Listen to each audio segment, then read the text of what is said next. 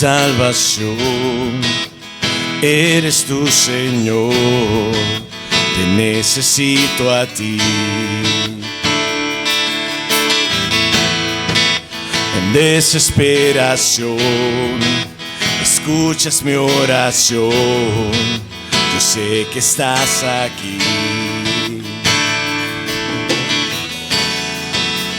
No me rendiré, porque sé que yo veré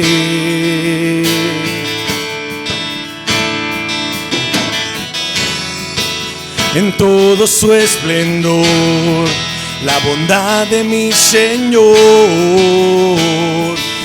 Aquí en la tierra,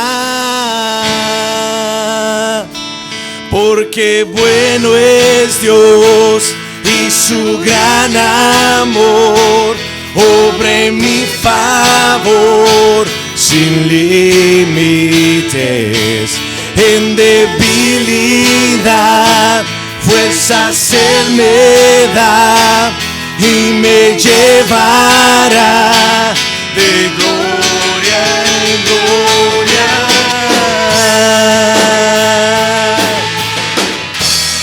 Gracias, Señor.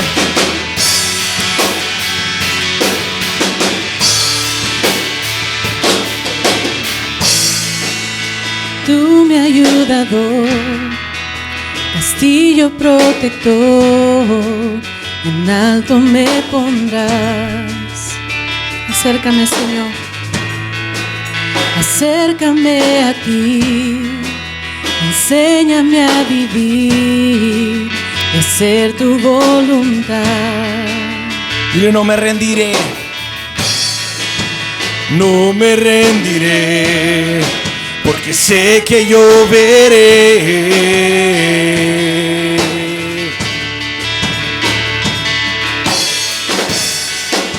en todo su esplendor la bondad de mi Señor.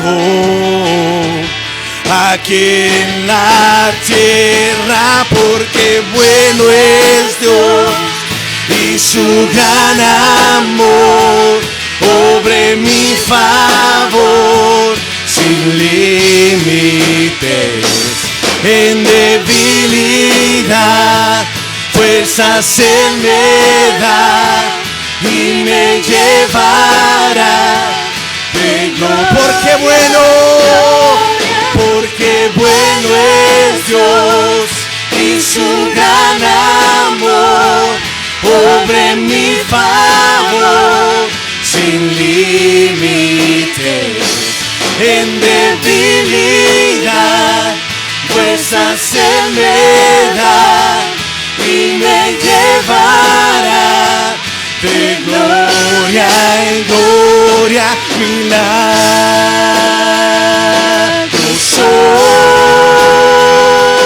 veremos.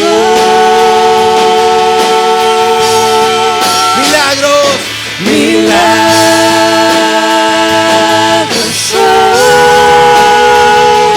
veremos. Aleluya, milagros. Milagroso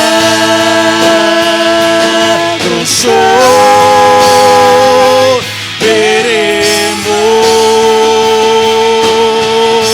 Última vez. Milagroso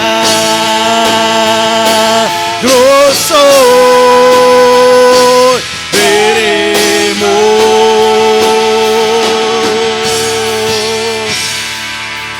Aleluya.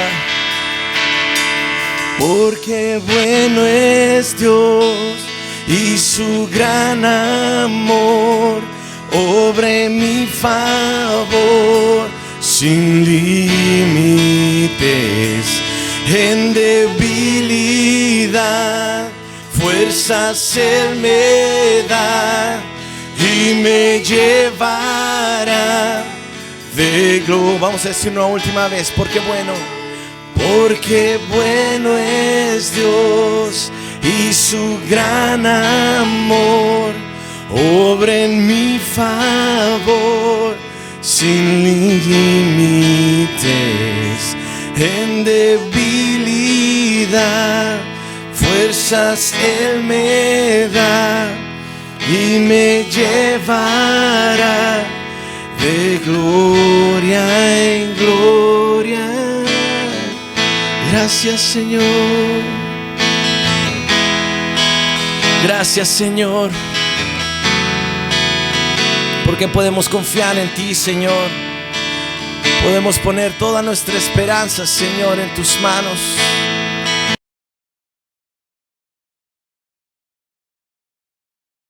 Gracias, Padre, gracias, Señor. En tus manos ponemos en esta preciosa mañana, Señor, al abrir tu palabra.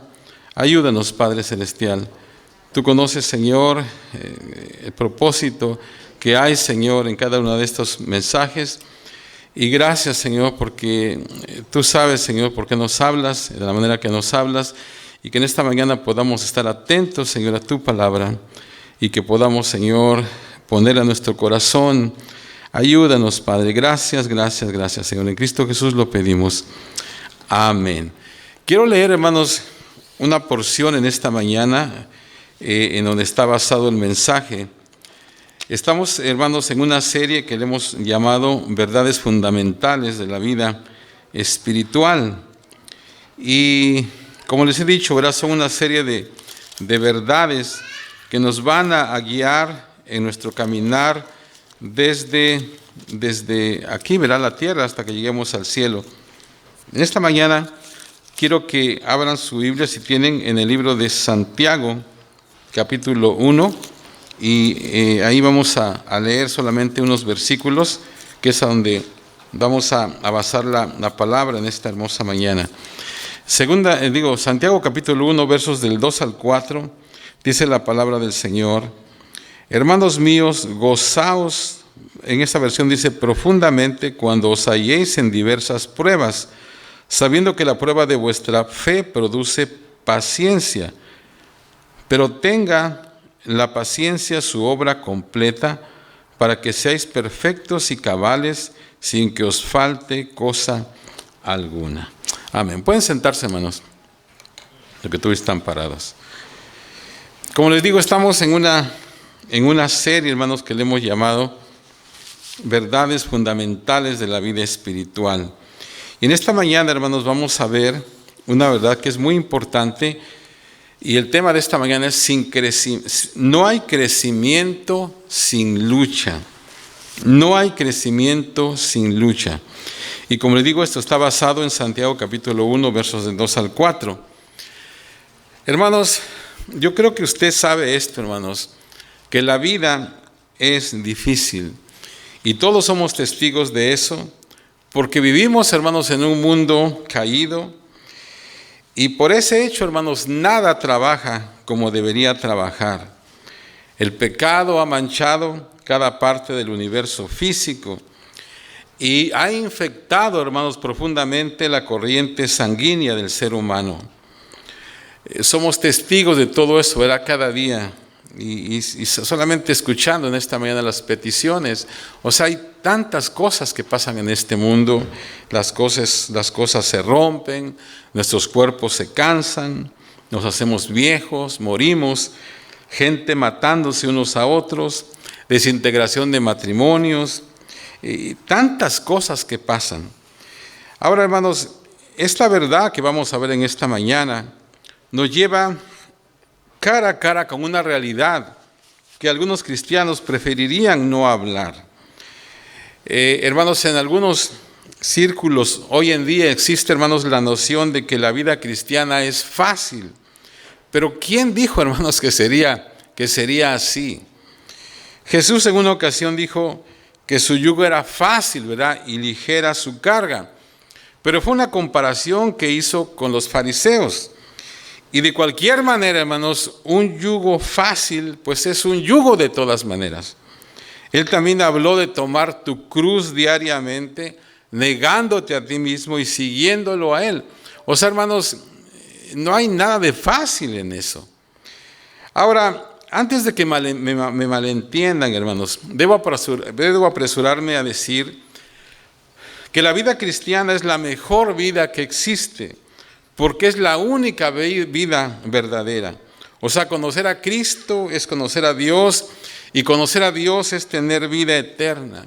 Jesús mismo dijo que cualquier cosa a la que tú renuncies te será repuesta muchas veces en esta vida y obtendrás mucho más en la vida por venir. O sea, eso está ahí en Marcos capítulo 10. Pero la paradoja, hermanos, o contradicción de esto es lo siguiente, que si tú sigues a Cristo, tú tienes que perder tu vida para salvarla. Tienes que ir a la cruz cada día para descubrir el poder de la resurrección. Tienes que morir para hallar la vida abundante. Tienes que morir al pecado para experimentar la llenura de la vida en Cristo. Entonces, nada de eso, hermanos, es fácil. Ustedes saben que hoy en día, hermanos, tenemos a muchas personas que enseñan o que predican, ¿verdad? Que hablan que todo aquí, que sencillamente tú vienes a Cristo y todo te va a salir bien, todos tus problemas se van a arreglar, todo va a estar muy bien. Pero hermanos, eso no fue lo que el Señor Jesús enseñó. O sea, si piensas que la vida es fácil, es porque no has tomado la Biblia en serio. En Romanos capítulo 7 habla de una guerra que se lleva a cabo en la vida del creyente. Y ahí en Romanos capítulo 8, el verso 13, nos manda a hacer morir, dice, los deseos de la carne. Gálatas 5:17 nos dice que la carne y el espíritu están constantemente en guerra. Ahora, tradicionalmente, hermanos, los cristianos han hablado de tres grandes enemigos que enfrentan: el mundo, la carne y el diablo. O sea, el mundo está ahí alrededor de nosotros, la carne, ¿verdad?, está dentro de nosotros y ama, ¿verdad?, responder al llamado del mundo. Y parece que el diablo, hermano, está en todas partes, como un león rugiente buscando a quien devorar, como dice ahí en Primera de Pedro. Entonces, con razón la Biblia dice ahí en Hechos 14:22, es necesario que a través de muchas tribulaciones, fíjense lo que dice, a través de muchas tribulaciones entremos en el reino de Dios. Y por esto es que Pablo le dijo a Timoteo que sufriera penalidades, ¿verdad? En 2 Timoteo 2 dice, tú pues sufre penalidades como buen soldado de Jesucristo. Entonces, esta cuarta verdad, hermanos, de la vida espiritual, que dice no hay crecimiento sin lucha, nos recuerda, ¿verdad?, que esas dificultades están puestas en nuestro paso para nuestro beneficio espiritual. O sea, esta verdad, hermanos, nos enseña que el crecimiento espiritual es posible y es necesario, pero no es instantáneo o fácil. O sea, no hay veredas en el camino hacia la gloria. Esto no es fácil, pues. Entonces, hermanos, quiero empezar dándoles 4 principios que nos ayudarán a pensar claramente acerca de nuestras pruebas. En primer lugar, porque vivimos en un mundo caído, cosas malas nos pasan a todos nosotros. Y hermanos, pues eso es una realidad. O sea, puede decir que es amén, ¿verdad? O sea, esto nos pasa a todos. O sea, quisiéramos pensar muchas veces que porque somos cristianos, hay cosas que no nos van a llegar, ¿verdad? No nos van a pasar. Pero eso es una mentira. Ustedes saben que en esta pandemia, pues hay muchos que se enfermaron. Es más, hay muchos que murieron, cristianos, pastores, gente consagrada a Dios, que uno pensaría, ¿verdad? Bueno, a él no le va a pasar nada. No, pues se enfermó y murió. Entonces vivimos en un mundo caído y por eso cosas malas nos pasan a todos nosotros. No somos nosotros los cristianos en ningún momento inmunes a ninguna de estas cosas, porque otra vez vivimos en un mundo caído. Número 2, no tenemos control sobre muchas cosas que nos pasan a nosotros o a aquellos alrededor de nosotros. Esa es otra verdad también. O sea, nosotros quisiéramos controlar muchas cosas que nos pasan a nosotros o a la gente alrededor de nosotros, nuestros seres queridos, pero no podemos, o sea, no tenemos el control. En tercer lugar, no tenemos un control completo sobre cómo responder tampoco. Así totalmente que dijéramos, vamos a responder de esta manera, muchas veces no lo tenemos. Y número 4, nuestra respuesta a nuestras pruebas determina en gran manera nuestro crecimiento o nuestro estancamiento espiritual. Y entonces, hermanos, tenemos que entender esto. O sea, tú tienes que saber de que estás en una lucha, o sea, no es fácil, pues, y la verdad yo como pastor no quiero que usted piense que es muy fácil esto, porque no es, y la experiencia le va a decir que no es. Lo estaría engañando si le dijera, no, tú sencillamente cree en el Señor y todo va a estar bien. O sea, no. Esto es la vida cristiana. Entonces, esta verdad, o sea, la verdad, esta cuarta verdad que estamos hablando en esta mañana, en breves palabras se define así. Las luchas en la vida espiritual son inevitables. Las luchas en la vida espiritual son inevitables, de larga duración, y al final son de beneficio para nosotros. O sea, eso también es una verdad. Al final son de beneficio para nosotros. O sea, encontramos la gracia de Dios a través de nuestros problemas en maneras que no pasarían si las pruebas no nos llegaran. O sea que a través de nuestras situaciones difíciles, a través de nuestras pruebas encontramos esa gracia que de ninguna otra manera tal vez la podríamos encontrar. Entonces requiere madurez cristiana para entender este principio. Es este principio el que nos hace maduros. En cierta ocasión un hombre de Dios dio este consejo. Dijo, cuando vengan tiempos difíciles, sé un estudiante, no una víctima. Cuando vengan tiempos difíciles, sé un estudiante, no una víctima. O sea, muchas personas, hermanos, son víctimas profesionales. O sea, siempre hablando de qué tan dura, ¿verdad?, es la vida. Fíjense, una víctima dice, ¿por qué me pasó esto a mí? Un estudiante dice, no me importa por qué sucedió, quiero aprender qué es lo que Dios está tratando de enseñarme. Una víctima mira a los demás y se lamenta. Dice, la vida es injusta. Un estudiante mira la vida y dice, lo que me pasó a mí pudo haberle pasado a cualquiera. Una víctima siente tanta pena por ella misma que no tiene tiempo para otros. Un estudiante se enfoca en ayudar a otros y de esa manera no tiene tiempo para sentir pena por sí mismo. Siempre, hermano, que hablo con alguna persona que por alguna razón se deprime, yo siempre doy este consejo. Le digo, deja de enfocarte en ti mismo, porque por eso es que viene la depresión, porque uno se enfoca en sus problemas, en uno mismo. Y claro, ¿verdad? Si te enfocas, sientes tanta pena solamente por ti, pues ahí te vas a quedar. Pero en cambio, si te enfocas en ayudar a otros y especialmente usas esa situación que te está pasando, esa experiencia mala, ese sufrimiento, lo usas, y porque ¿quién puede dar un mejor consejo sino alguien que ya pasó por una experiencia difícil? Entonces, si tú pasas por una experiencia difícil, tú la usas para ayudar a otros, entonces esa depresión se va a ir. O sea, un estudiante se enfoca en ayudar a otros y de esa manera no tiene tiempo para sentir pena por él mismo. Una víctima ruega a Dios que remueva los problemas de su vida para que él sea feliz. Un estudiante ha aprendido a través de los problemas de la vida que solo Dios es la fuente de toda la verdadera felicidad. O sea, se imagina, sí entiende, ¿verdad?, la diferencia entre un estudiante y una víctima. Entonces es cuestión de que tú elijas, ¿verdad? ¿Quieres ser una víctima o quieres ser un estudiante? Entonces en Santiago 1 del 4 al 2, en este pasaje que vamos a meter en esta mañana, encontramos guías prácticas que nos ayudarán a ser estudiantes y no víctimas cuando los tiempos difíciles lleguen a nuestra vida. Ustedes saben, ¿verdad?, los que han tenido un tiempo acá, que a mí me encanta el libro de Santiago, porque Santiago es un libro muy práctico, ¿verdad? Yo creo que es el libro más práctico de la Biblia. Es como cómo se vive la vida cristiana práctica. Entonces vamos a ver, yo he hablado, es más, hemos estudiado todo el libro de Santiago, ahora solamente vamos a tomar unos versículos, pero vamos a hablar de algo un poco diferente.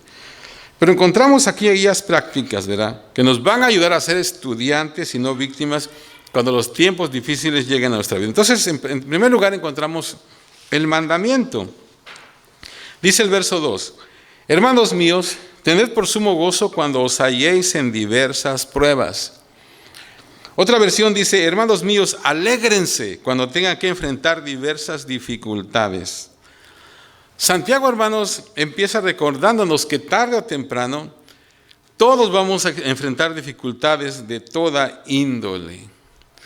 Esa palabra enfrentar tiene la idea de caer o tropezar sobre un problema. Y así es la vida.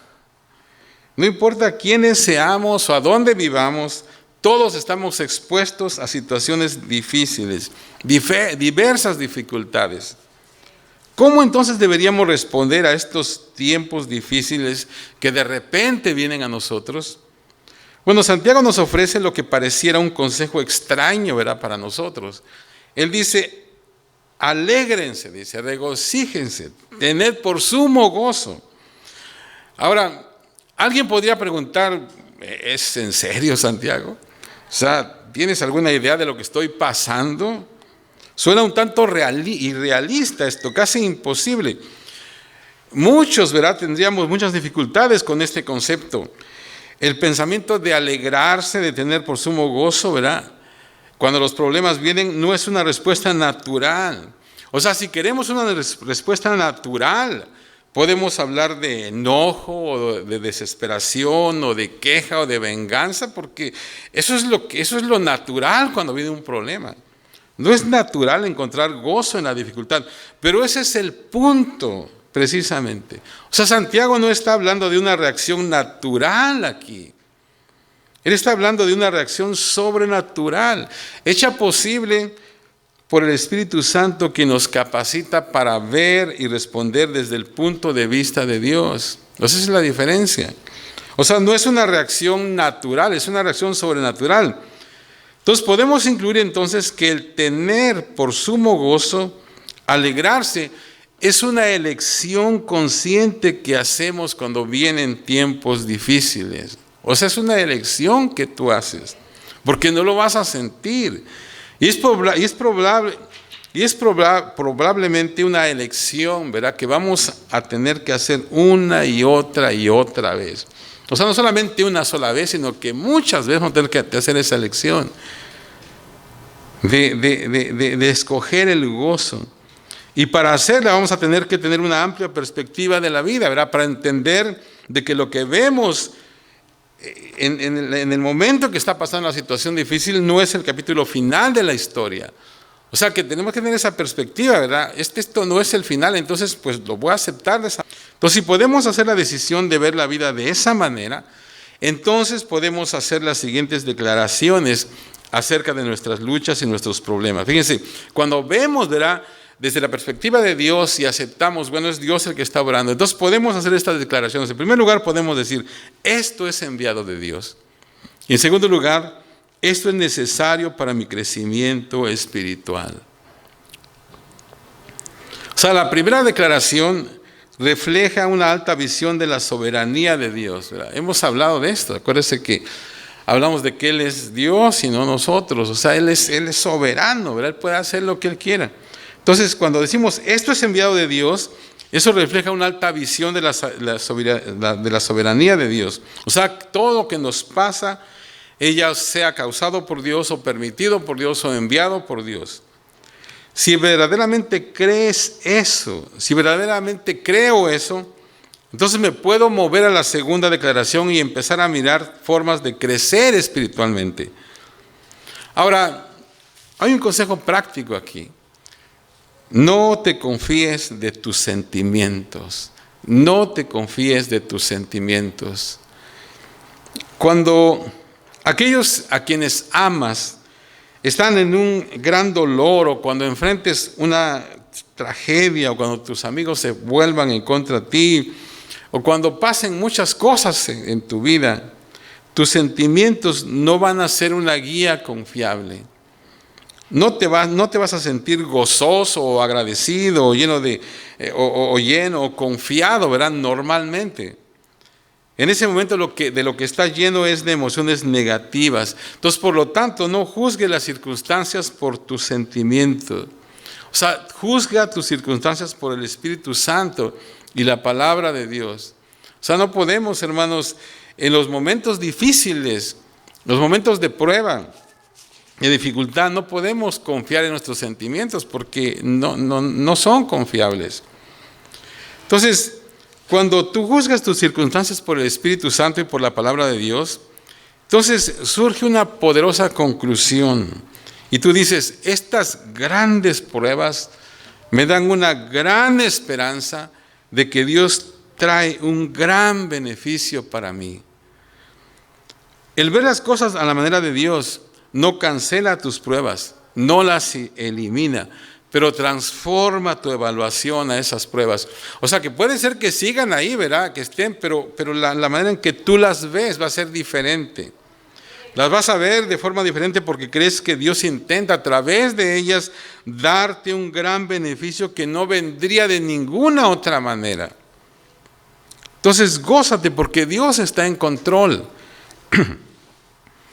Ahora, no hay duda que nuestro principal problema viene porque malentendemos la palabra gozo. En el mundo contemporáneo la palabra es virtualmente sinónimo de felicidad, ¿verdad? Para nosotros gozo significa la ausencia de todo dolor, pero eso no es todo lo que la Biblia quiere decir con respecto al gozo. Quiero darte una definición en esta mañana de gozo.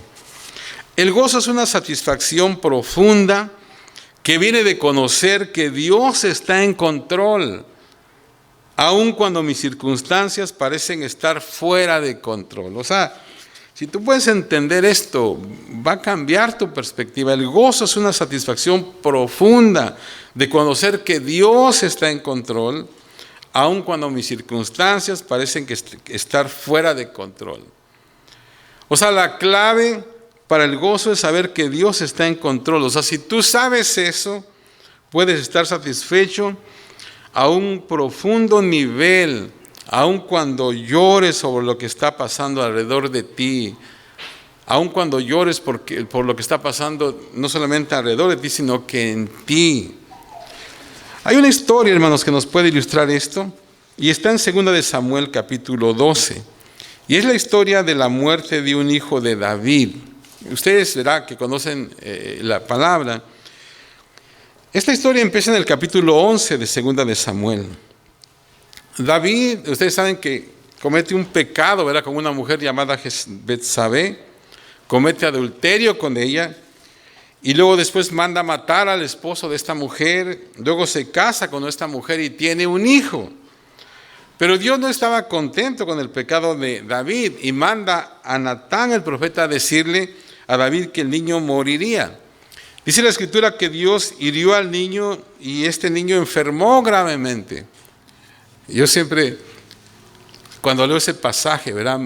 Sí, digo, pero ¿qué culpa tenía el niño? Pero bueno, dice que este niño enfermó gravemente. Y en respuesta David ayunó, oró y clamó a Dios para que el niño se salvara.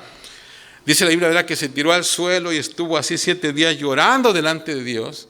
Sus siervos le rogaban que se levantara del suelo, que comiera, pero él no quiso hacerlo. Entonces, cuando el niño murió, al 7º día dice que el niño murió. Y cuando el niño murió, los siervos estaban temerosos de decírselo al rey porque pensaban que lo iban a lastimar más. Pero David les preguntó qué había pasado con el niño y ellos le dijeron que había muerto. Cuando David supo que el niño había muerto, dice la Biblia que se levantó, se lavó, cambió sus ropas, entró en la casa de Dios y adoró. Luego regresó a su casa y comió. Ahora, los sirvientes no podían entender por qué cuando el niño estaba enfermo, David se rehusó a comer y pasó en ayuno. Y ahora que el niño había muerto, él se levantó y se fue al templo y comió. Y la respuesta de David, hermanos, es clásica. Él les dijo que él había ayunado y orado mientras el niño estaba aún vivo, pensando que Dios tal vez lo libraría de la muerte. Pero una vez que el niño murió, el ayuno no haría ninguna diferencia. Y allí en 2 de Samuel, capítulo 12, verso 23, dice, David dijo, ¿podré yo hacerle volver? Yo voy a él, mas él no volverá a mí. Ahora, tú puedes buscar a través de estos 2 capítulos de 2 de Samuel, el capítulo 11 y 12, y no vas a encontrar en ningún lado la palabra gozo. O sea, por ningún lado aparece la palabra gozo. Pero aún así, creo que este pasaje nos ofrece un triste, pero verdadero ejemplo en la vida de lo que significa tener por sumo gozo o considerarse muy dichosos, aún en medio de una terrible pérdida personal. O sea, no hay risas aquí, sino dolor, penas y lágrimas de un hombre que por sus malas decisiones causó la muerte de su hijo. Pero la respuesta de David nos muestra que en lo profundo, o sea, más profundo aún que su pecado, él entendía a Dios, fíjense. Él lloró, ayunó y oró mientras que fue apropiado. Pero cuando pasó el tiempo, él se levantó, se lavó, adoró y comió. O sea, él entendió que a pesar de sus lágrimas, no podía detener la vida de su hijo. O sea, él no podía y no debería ayunar, orar y llorar por siempre. O sea, hay un tiempo para llorar y tiempo para abstenerse de llorar, como dice Eclesiastés. Porque ¿sabe qué? El dolor puede ser egoísta. El gran predicador del siglo XIX, Alexander Maclaren, apunta que el lamento excesivo puede ser egoísmo. Fíjense lo que dice él. Dice, muchos de nosotros hacemos de la decepción, la pérdida, el dolor, la excusa para evadir responsabilidades. No hay nada más egoísta que el lamento, no hay nada más absorbente, no hay nada más absorbente. Nos hace pensar solo en nosotros. Y luego él agrega, dice, trabajo por otros, trabajo para Dios es nuestro mejor confortador a la par de la promesa del Espíritu Santo.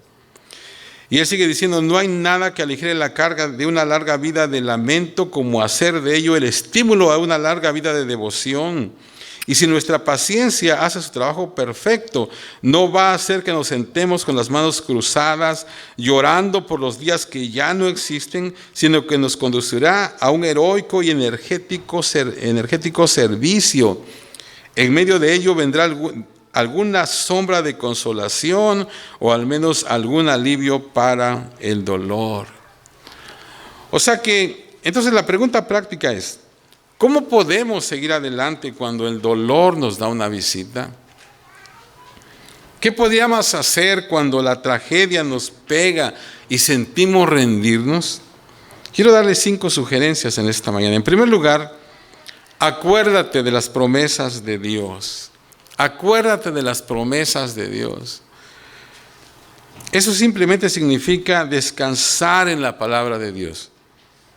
Hablar contigo mismo y traer a tu mente las promesas de la presencia de Dios, de su alivio, su cuidado divino y su propósito, ¿verdad? Que no falla de moldearte a la imagen de su Hijo.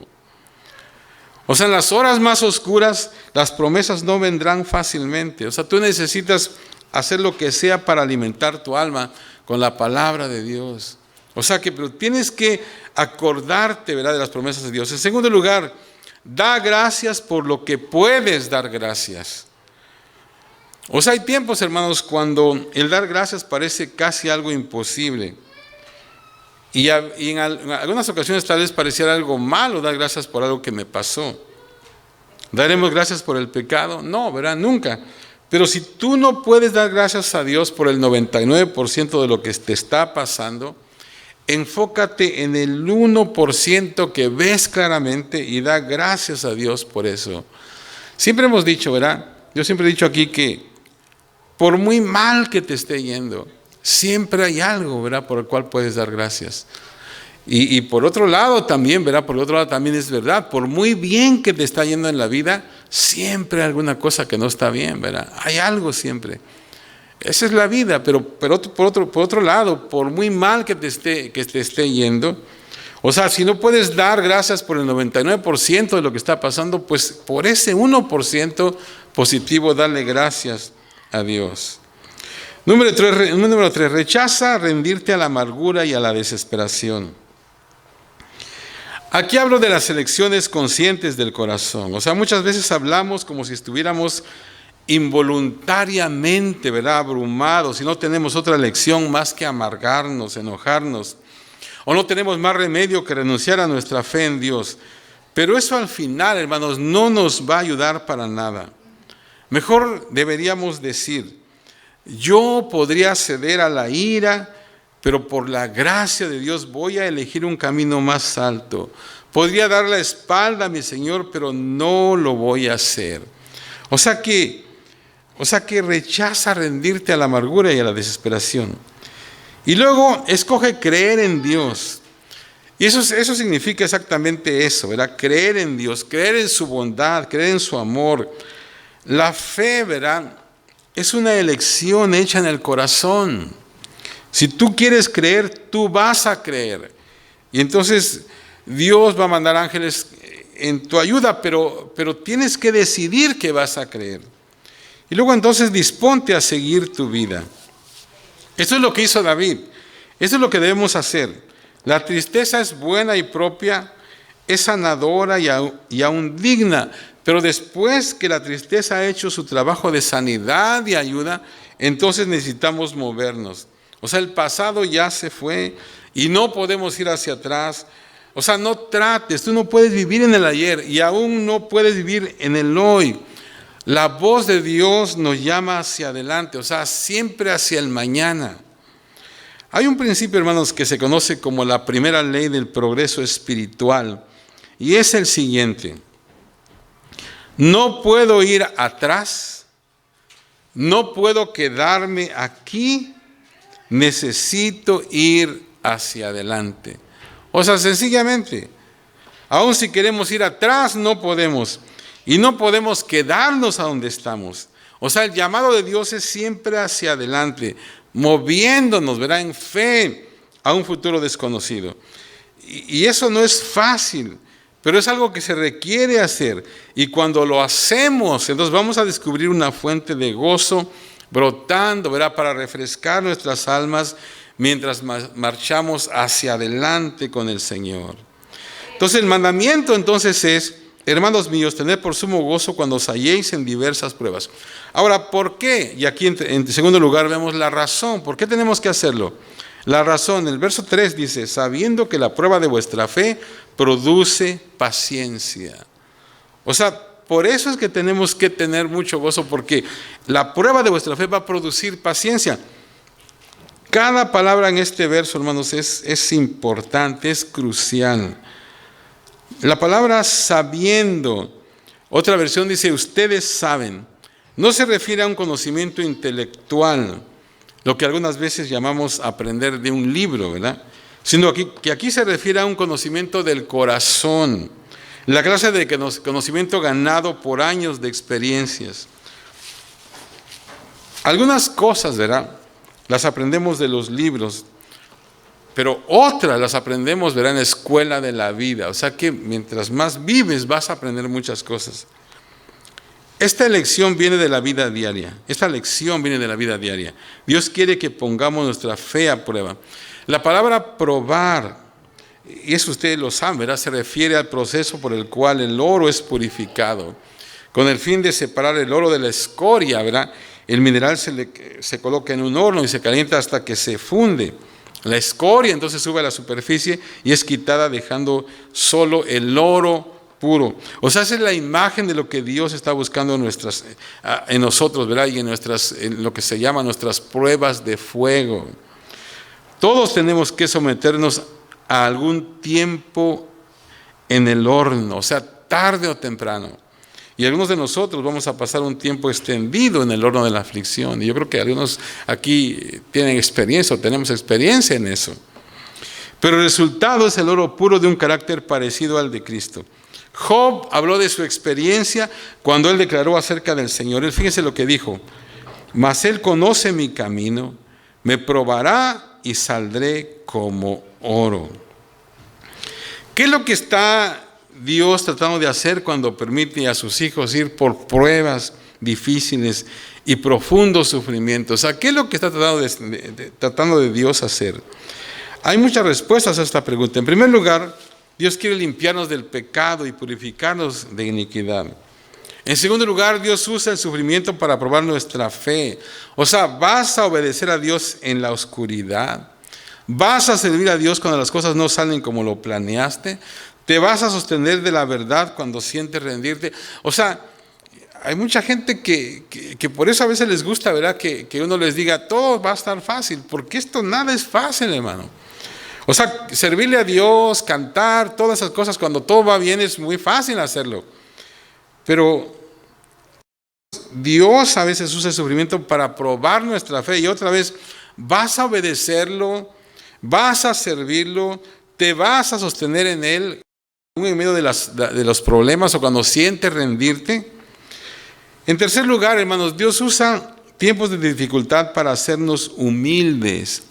Eso es algo muy importante también. Cuando las cosas están yendo bien, tendemos a vanagloriarnos, ¿verdad?, de nuestros logros. O sea, si todo según te sale bien, pues tú te vuelves orgulloso, ¿verdad? Yo y hago esto y aquello. Pero deja que la oscuridad caiga y vamos a estar de rodillas clamando al Señor. Dios, hermanos, sabe cómo humillarnos, ¿verdad? Y es bueno eso, porque así podemos conseguir muchas más cosas de parte de Dios cuando somos humildes. Y en cuarto lugar, Dios definitivamente usa tiempos difíciles para prepararnos, ¿verdad?, para ministrar a otros. Eso es lo que muchas veces hemos dicho aquí. Él nos conforta para nosotros podamos confortar a otros. O sea, qué importante es eso, ¿verdad?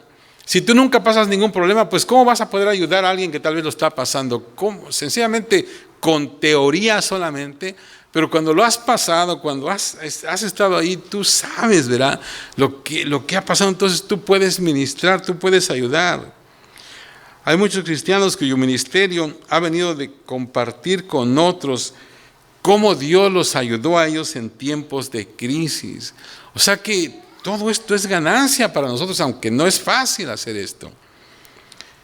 En quinto lugar, creo que Dios usa los tiempos difíciles para prepararnos para un nuevo entendimiento de su carácter.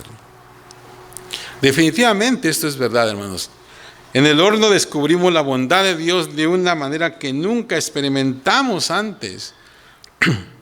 Hasta que tu fe es puesta a prueba, hermanos, solo es una fe teórica.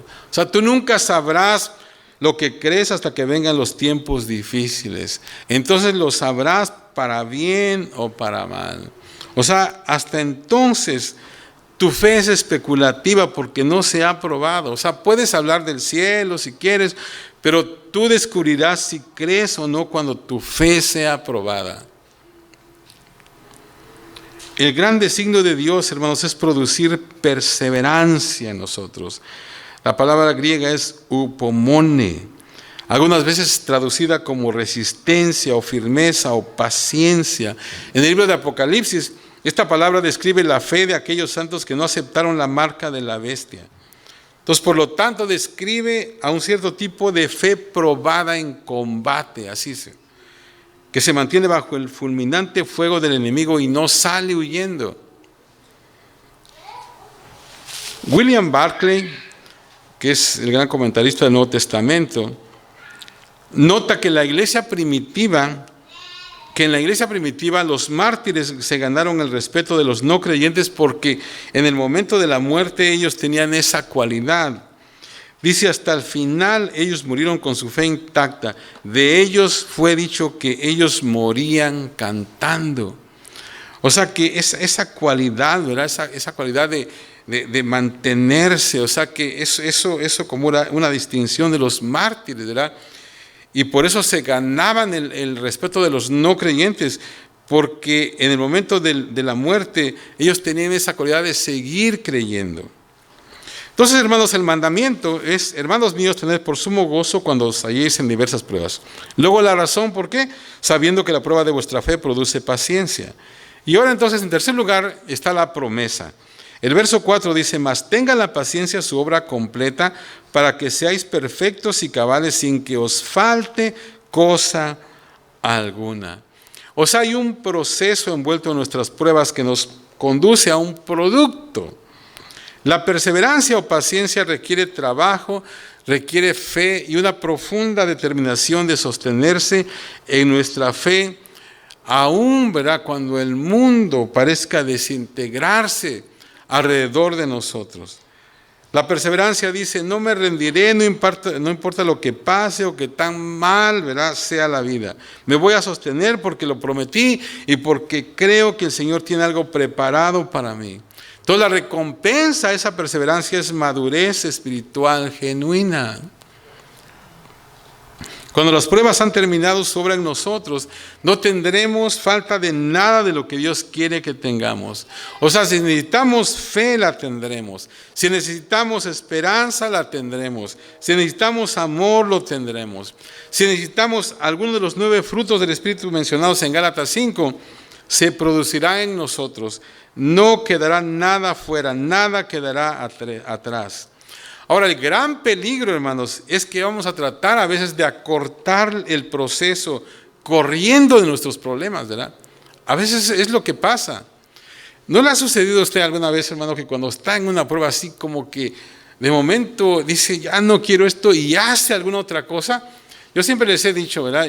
Yo anteriormente a mí me sucedía eso y yo me acuerdo exactamente porque me acuerdo que en una ocasión estaba como, yo sentí que era una prueba que Dios me estaba poniendo hace muchos años, ¿verdad? Y que yo sabía que Dios me quería enseñar algo, pero yo corrí, o sea, yo me zafé de ese problema y de momento como que todo se arregló, pero yo sentí en mí que yo no aprendí nada porque yo corrí antes de tiempo.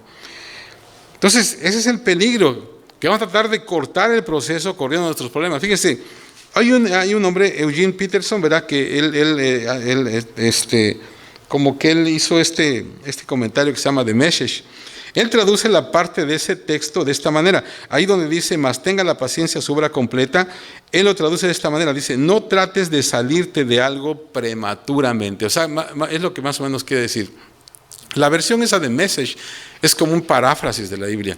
Entonces, él lo pone de esa manera, donde dice, mas tenga la paciencia sobre completa, esa frase la traduce, no trate de salirte de algo prematuramente.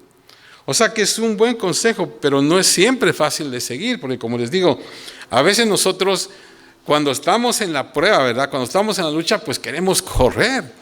Y muchos, yo no sé si usted es sincero, a lo mejor lo ha hecho muchas veces, y sabe usted que no recibió todo el beneficio que tenía Dios pues ya prometido. En la mente Dios tenía para usted porque usted se fue antes.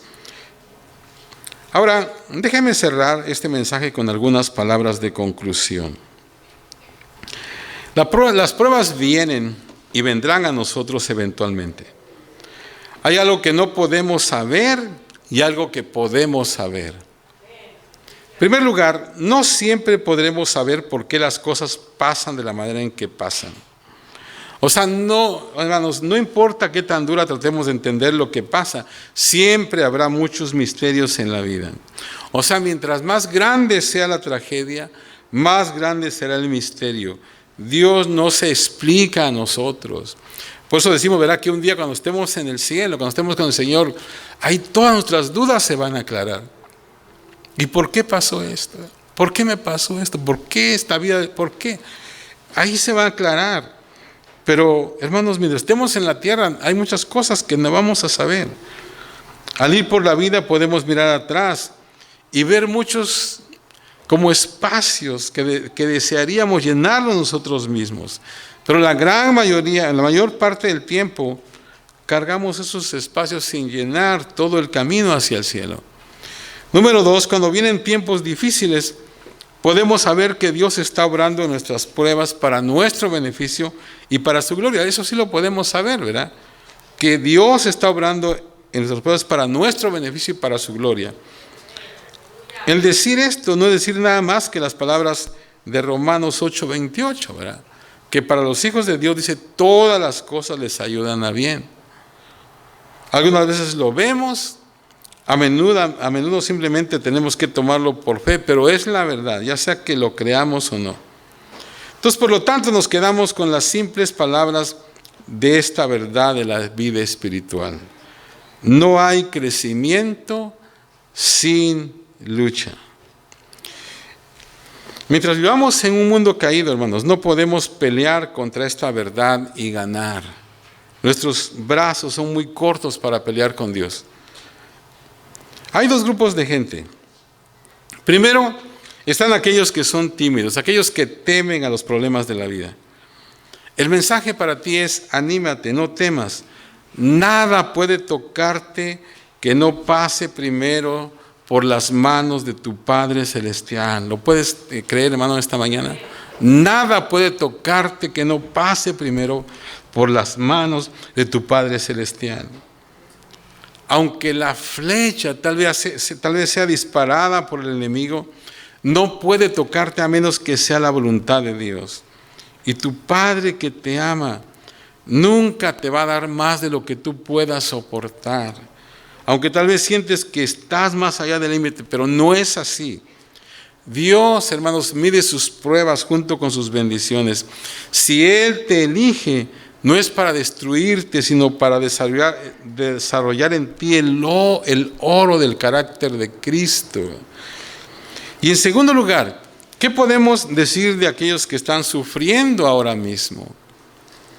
O sea, a lo mejor ahorita mismo tú estás pasando por alguna prueba. ¿Qué podríamos decir? ¿Deberíamos de compadecerte? No, al contrario, deberíamos felicitarte de que Dios te encuentre digno de tales pruebas. Nada se desperdicia, ni tu dolor, ni tus lágrimas, ni tu confusión, ni aún tus dudas. Todo esto es una semilla para el molino del propósito de Dios. Recibe con gozo lo que Dios te ha dado y bendice su nombre. Para hacer esto lo más simple posible, voy a resumir, hermanos, este sermón en 2 simples palabras. O sea, cuando vienen los tiempos difíciles, cuando las pruebas caen sobre nosotros, cuando sentimos que todo marcha mal, ¿qué debemos hacer? ¿Qué debemos hacer? Recuerda estas 2 palabras: ora y espera. Ora y espera. O sea, no corras, no te escondas, no argumentes con Dios, no pierdas el tiempo tratando de dar excusas o promesas vacías. O sea, no trates de negociar tu salida del problema. No trabaja y de todos modos no tienes nada que negociar. Entonces, ora y espera. Ora y espera. Ora y espera. Ora. Busca el rostro de Dios. Pasa tiempo con el Señor. Escucha su voz. Pregúntale a Dios: ¿qué está tratando de enseñarme, Señor? Habla, Señor. Voy a escuchar tu voz. Y luego espera, o sea, sé paciente. No apresures a Dios. No lo puedes hacer. Rechaza correr. Afirma en tu corazón por fe que Dios está obrando, aunque Él parece invisible, ¿verdad? Y parece que tu vida está totalmente fuera de control. Y no hagas nada ignorante o precipitado. Si tú estás tentado a tomar un camino fácil y rápido para salirte de tus problemas, detente y un momento y piénsalo. O sea, no lo hagas. Dale a Dios el tiempo de obrar. Habrá tiempo para hacer algo después si tú tienes que hacerlo. Hermanos, el camino cristiano no es un camino fácil. Y cualquier representación contraria es falsa. O sea, hay abundante vida que podemos tener. Hay victoria espiritual, hay gozo en el Señor, la llenura de su Espíritu Santo. Pero esas cosas, hermanos, no vienen solas. La mayoría de ellas vienen a través, con y al lado de nuestras pruebas. O sea, en variadas maneras todos vamos a luchar cada día mientras estemos en nuestro peregrinaje terrenal. Hermanos, vivimos en un mundo caído, no se olvide de eso. Y en un mundo caído, hermanos, no puede haber otro camino. Y nosotros no podemos escoger nuestras pruebas, ni podemos evitar la mayoría de ellas, pero podemos escoger cómo responder. Esa parte depende de nosotros. Por ejemplo, podemos escoger el gozo o la amargura. Podemos escoger el perdón o la ira, la confianza o la incredulidad, la fe o el temor, el amor o el odio, la misericordia o la venganza, la paz o la preocupación, la esperanza o la desesperanza. O sea que nosotros podemos escoger eso. Nuestra perspectiva hace toda la diferencia. O sea, nuestras pruebas no son enviadas para hacernos caer. son enviadas para causar que nos remontemos por gracia. O sea, no están destinadas a derrotarnos, sino para ser los conductos para llevarnos a una victoria espiritual. Hermanos, las pruebas no son enviadas para herirnos, sino para ayudarnos. Por lo tanto, no deberíamos de quejarnos cuando vienen tiempos difíciles. Deberíamos de regocijarnos, y nos regocijaremos si creemos lo que Dios ha dicho. Cada prueba difícil, hermanos, es otro paso en la escalera que nos lleva de la tierra hacia el cielo. Hermanos, recuerda esto: no hay crecimiento sin lucha. No hay crecimiento sin batalla.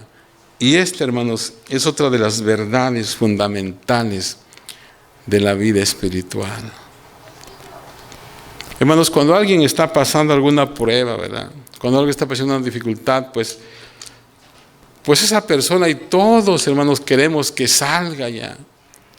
Pero, hermanos, si entendemos en esta mañana lo que hemos hablado, podemos entender de que a veces no es tan fácil salir, pero, hermanos, Dios tiene propósitos muy grandes y muy especiales para nosotros. Una vez más, recuerda esto: no hay crecimiento sin lucha, no hay crecimiento sin batalla. Y como les digo, esta, hermanos, es una de las verdades fundamentales de la vida espiritual. Póngase de pie, hermanos, vamos a orar. A lo mejor tú necesitas en esta mañana hablar, ¿verdad?, con el Señor. A lo mejor necesitas que Dios te fortalezca, que fortalezca tu fe, fortalezca tu confianza. Como dije hace un momento, posiblemente tú estás en esta mañana en una prueba, en una situación difícil. Y a lo mejor has actuado, o tal vez te has querido, o estás tratando de zafarte de eso, ¿verdad? Irte por el camino más fácil. Pero recuerda esto, que las pruebas tienen un propósito, ¿verdad? Hay una promesa. Vas a ser completo, vas a ser cabal. Pero tienes que esperarte hasta que Dios haga su obra completa. Así que si quieres pasar en esta mañana al altar, tú lo puedes hacer y hablar con Dios. Gracias, Señor. Gracias, Padre Celestial. Porque no hay nada, Señor, que venga a nuestras vidas que no pase, Señor, por el filtro tuyo. Yo te pido, Señor, que tú fortalezcas, Señor, a tu pueblo. Te pido, Señor, que tú nos hagas, Señor, una iglesia fuerte. Señor, una iglesia, Señor, que no estemos siempre huyendo de nuestros problemas, huyendo de las pruebas. Señor, demandando una vida fácil, Señor. Porque pues podemos vivirla, pero, Señor, no aprenderemos muchas cosas que tú nos quieres enseñar. Y muchas veces, Señor, la única manera, Señor, de aprender esas cosas es a través, Señor, de las pruebas, a través de las luchas, a través del sufrimiento, Señor. Ayúdanos, Padre Celestial. Señor, si hay alguien aquí, Padre, que está tímido, Señor, con respecto a sus problemas, tiene miedo, yo te pido que tú le des ánimo en esta mañana. Tú, Señor, lo ayudes, Padre Celestial. Y si alguien, Señor, está ya en una situación difícil ahora, Señor, que el Señor se sienta privilegiado de que tú, Señor, lo tomas, Señor, en cuenta porque tú lo amas. Ayúdanos, Padre. Yo sé que mientras estemos en esta tierra, Señor, iremos de prueba en prueba, porque estamos en un mundo caído, porque esto no es el cielo, Señor. Ayúdanos a entenderlo. Gracias por las grandes, Señor, victorias que tú nos das. Gracias por el Espíritu Santo en nuestras vidas. Gracias por todo, Señor. Pero Dios mío, Señor, También, Señor, tenemos que dar gracias cuando, Dios mío, nuestra fe, Señor, es probada. Porque, Señor, de esa manera, Señor, nos damos cuenta de que estamos en ti, Señor. De que nos consideras dignos, Señor. Ayúdanos, Padre Celestial. Ayúdanos, Señor, a conocerte de tal manera, Señor. De tal manera, Padre Celestial, que cuando venga una situación difícil, no digamos por qué está pasando eso. Ya Dios no me ama, Dios ha cambiado. No, tú no has cambiado, Señor. Mejor ayúdanos a decir qué beneficio voy a obtener. Ayúdanos a ser estudiantes y no víctimas, Señor, cuando vengan las dificultades. Ayúdanos, Padre. Bendice a tu iglesia, Señor. Dios mío, no sabemos, Señor, lo que viene en los tiempos, Señor, que siguen. Quizás, Señor, tu iglesia va a enfrentar situaciones difíciles. Ayúdanos, Señor, a estar fuertes, Señor, a mantenernos fieles en medio de las circunstancias difíciles, Padre. Gracias. Gracias, Señor. Gracias, Señor. Gracias. Gracias, Señor. Gracias, Señor. Sí, lo sé. Aleluya. A veces hay que ser golpeado para poder crecer. Gracias, Señor. Y alcanzar un poco más de madurez. Sí, Señor. Porque Sí, Señor. no habría forma de saber manejar lo que vendrá. Y aunque el dolor en esos tiempos puede ser Te adoramos, tan Jesús. cruel, Sí, Señor. pero Dios no nos dejará permanecer. Sí, Señor. Allá, Ayúdanos. más tiempo del que podemos soportar. Sí, Señor. Aleluya. Gracias. Gracias, Señor. Aleluya. Gracias, Señor. Te adoramos, Jesús. Aleluya. Te adoramos. Gracias. Porque todo, Señor, está bajo tu control, Padre. Gracias. Gracias, Señor. Gracias. Te adoramos. Te bendecimos y te glorificamos, Señor.